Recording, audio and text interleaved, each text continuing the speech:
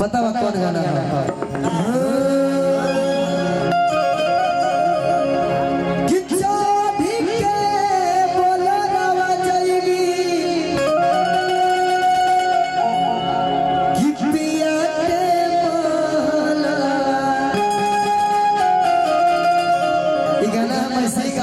हम सुबह चार पाँच जन रहे हैं ट्रैक देखिए ट्रेनिंग में आ गया बहुत ज्यादा परेशान था कि यारा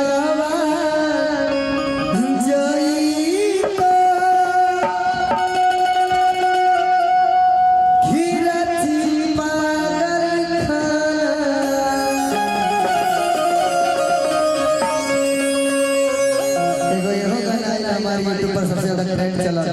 एगो और गाना आई बात दहेज के खिलाफ लड़की जे आजकल के डेट में देखत हो बहुत दहेज चलता गोदरेज रे बंदा ले बेटी ले बहुत लेकिन सबसे दूर चल के समाज गाना एगो लिख ले है जे हमर गाना एक दिन में रिलीज हो जाए 5 साल से फिल्म रिलीज किया के माध्यम से लेकिन एक गाना के बोल भैया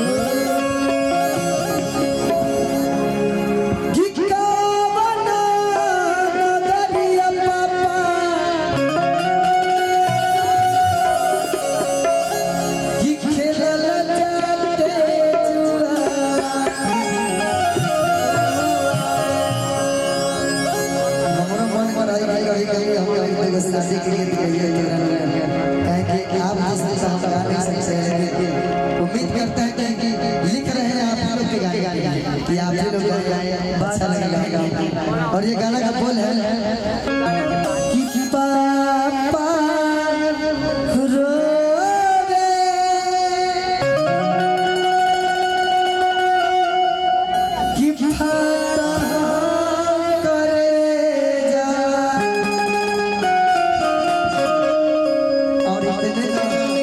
और पापा से कहते हैं पापा उसका रो रहा है बेटी उसको कह रही है कि पापा कौन सा देश में आपने मेरा मतलब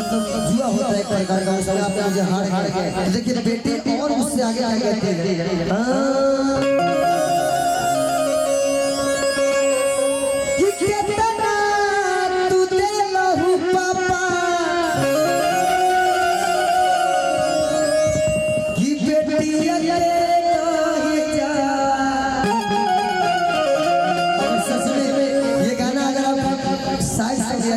मतलब मान लीजिए एक में सुन लीजिएगा ना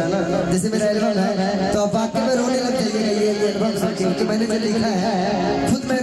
रो रो कर लिख रहा था तो ये गाना का बोल है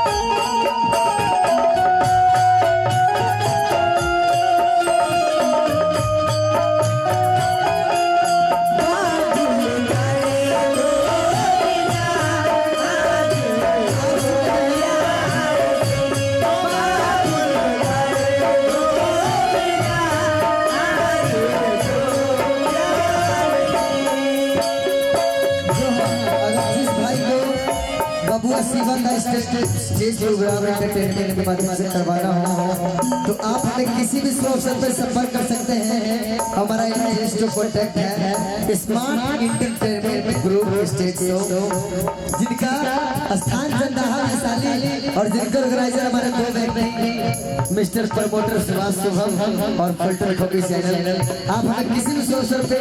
इस नंबर पे उनके साथ साथ जो नंबर डिस्क्रिप्शन में लिखा होगा उस नंबर पे आप कॉल करके स्टेज पूरा बुक कर सकते हैं। और देखिए क्या कहना है, और प्रोग्राम हम करने के लिए वीडियो के नीचे भी आप कमेंट करके प्रोग्राम हम कर सकते हैं, कोई दिक्कत नहीं। लेकिन इस गाने का अगला बोल जो है और सबसे ज्यादा खतरनाक, जो दिल दहलाने वाला बोल है। कैसे कहता है,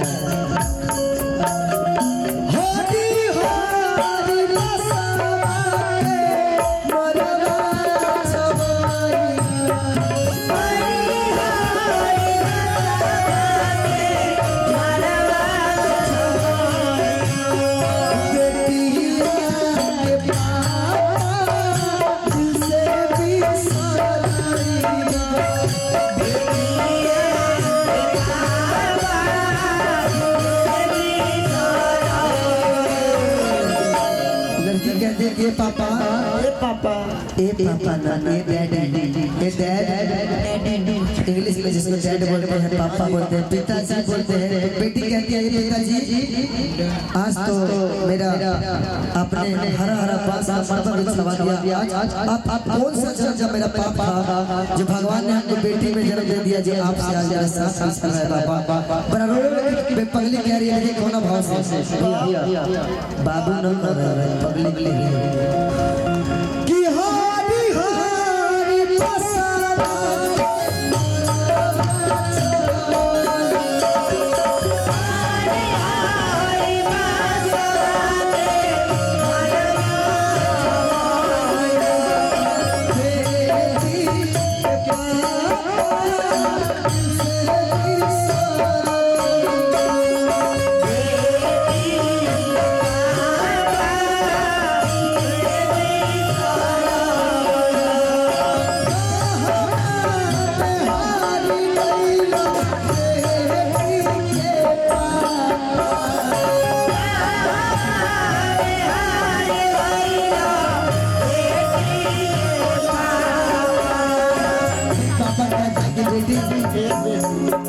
ये तो सब पिता को एक दिन करना होता है, जिसके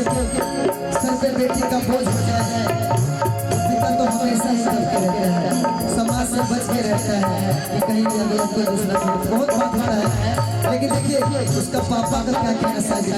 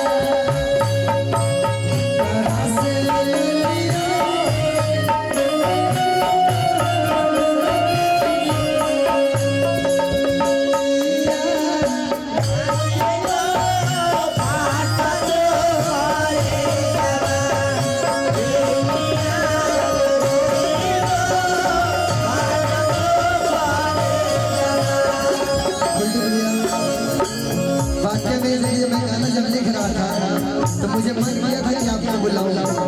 लेकिन क्या क्या करें, गाना लिखना सुभाष जी थे हमारे साथ।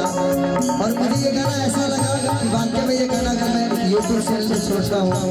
और इंस्टाग्राम पे छोड़ता हूँ तो छोटे से पहले ये गाना वायरल हो जाएगा पैसे। लेकिन तीसरा गाना मैं क्या बोल